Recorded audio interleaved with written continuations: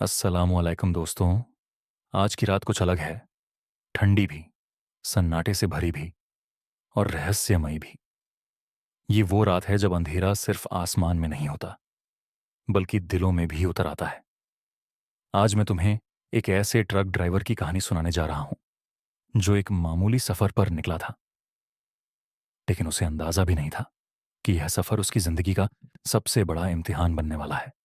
सूनी सड़कें, तेज हवाएं और वो मनहूस परछाई जो उसके पीछे थी। क्या तुम तैयार हो? क्योंकि जो मैं अब बताने जा रहा हूं उसके बाद तुम रात को अकेले सफर करने से पहले 100 बार सोचोगे। चलिए, कहानी शुरू करते हैं। भूतिया यात्री, एक ट्रक ड्राइवर की सच्ची कहानी। अंधेरी रात, सुनसान सड़क और एक रहस्यमयी यात्री। मेरा नाम कमरान है और मैं पिछले 20 सालों से ट्रक ड्राइविंग कर रहा हूं। रात के सफर का आदी हूं, मगर जो घटना पिछले साल हुई उसने मेरी आत्मा तक हिला दी। ठंडी रात और डरावना सफर का। ये एक सर्दियों की रात थी। ठंडी हवा सीटी बजाते हुए सड़क पर दौड़ रही थी और मैं लाहौर से कराची के लिए निकल चुका था। ट्रक पूरी तरह से लोडेड था। सफर लंबा था, मगर इन रास्तों का मैं आदी था। रात के लगभग 2 बजे सड़क सुनसान हो चुकी थी। चारों ओर अंधेरा था। बस हेडलाइट की हल्की रोशनी में एक वीरान रास्ता दिख रहा था। मेरी पलकें भारी होने लगीं। नींद हावी हो रही थी। मैंने सोचा किसी ढाबे पर रुककर चाय पी लूंगा ताकि ताजगी आ जाए। ढाबा और अजीब यात्री। कुछ देर बाद एक सुनसान जगह पर एक छोटा सा ढाबा नजर आया। वहां सिर्फ एक दो ट्रक खड़े थे और एक मंद सी रोशनी झपक रही थी। मैंने ट्रक रोका और नीचे उतरा। ढाबे का मालिक, एक वृद्ध आदमी, मुझे देखकर धीरे से बोला, ड्राइवर भाई, रात में यहां ज्यादा देर मत रुकना। मैंने हैरानी से पूछा, क्यों? उसने कोई जवाब नहीं दिया, बस अजीब निगाहों से मेरी ओर देखता रहा। हवा और भी ठंडी हो गई। मैंने कंधे उचकाए और चाय का ऑर्डर दे दिया।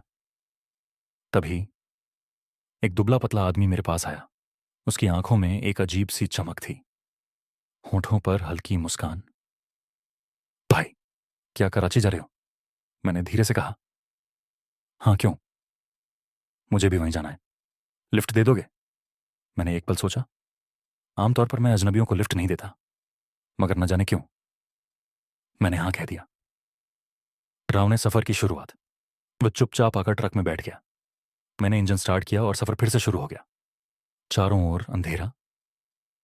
बस ट्रक की रोशनी में लंबी सुनसान सड़क नजर आ रही थी। कुछ देर बाद मैंने उससे पूछा, भाई, कराची में कहाँ जाना है? उसने धीरे से जवाब दिया, जहां तुम पहुंचाओगे। उसके शब्दों में एक अजीब सा डरावना एहसास था। मैंने चुपके से उसे देखा।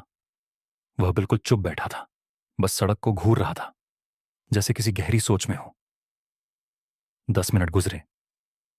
मैंने अपनी सिगरेट जलाने के लिए लाइटर ढूंढा, कहीं नहीं मिला। मैंने उससे कहा, भाई, जरा डैशबोर्ड में देखो, लाइटर है। कोई जवाब नहीं आया। मैंने नजर घुमाई। सीट खाली थी। वह आदमी गायब हो चुका था। रूह को कंपकंपी देने वाली घटना पे मेरी रीढ़ की हड्डी में सनसनी दौड़ गई। हवा और भी ज्यादा ठंडी लगने लगी। मेरी सांसें तेज हो गईं। यह कैसे हो सकता है? दरवाजा भी बंद है। अगर उतरता तो आवाज आती। मैंने तुरंत ट्रक रोका और नीचे उतरकर चारों ओर देखा। सड़क बिल्कुल सुनसान थी। वह आखिर गया कहाँ? दिल जोर जोर से धड़कने लगा। मैंने तुरंत इंजन स्टार्ट किया और ट्रक तेजी से दौड़ाने लगा।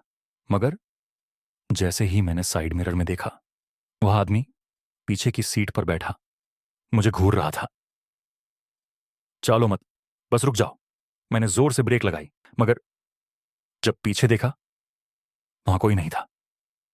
अब मेरा डर हद से ज्यादा बढ़ चुका था। अल्लाह का सहारा। अब मैंने जोर जोर से कुरान की आयतें पढ़नी शुरू कर दी। या अल्लाह रहम। ट्रक के अंदर सर्दी और बढ़ गई। ऐसा लगा जैसे बर्फीली हवा चल रही हो। सांसें रुकने लगीं। तभी मेरे कंधे पर किसी का हाथ महसूस हुआ। क्या मैं मर चुका हूं? उसकी सरगोशी मेरे कानों में गूंजने लगी। मैंने झटके से पीछे देखा। वही आदमी। उसकी आंखें बिल्कुल काली थीं, चेहरा सफेद और होठों पर डरावनी मुस्कान। अब मेरी हिम्मत जवाब दे चुकी थी। मैंने जोर से अजान देना शुरू कर दिया। अल्लाह अकबर अकबर, अल्लाह अकबर अकबर। तभी एक दिल दहला देने वाली चीख गूंज उठी और वह गायब हो गया। रात से पर्दा उठता है। सुबह होते ही मैं कराची पहुंचा। मैंने जब यह किस्सा एक पुराने ढाबे वाले को सुनाया तो उसने गहरी सांस ली और कहा, बेटा, तुम खुशकिस्मत हो कि जिंदा बच गए। मैंने घबराकर पूछा, क्यों?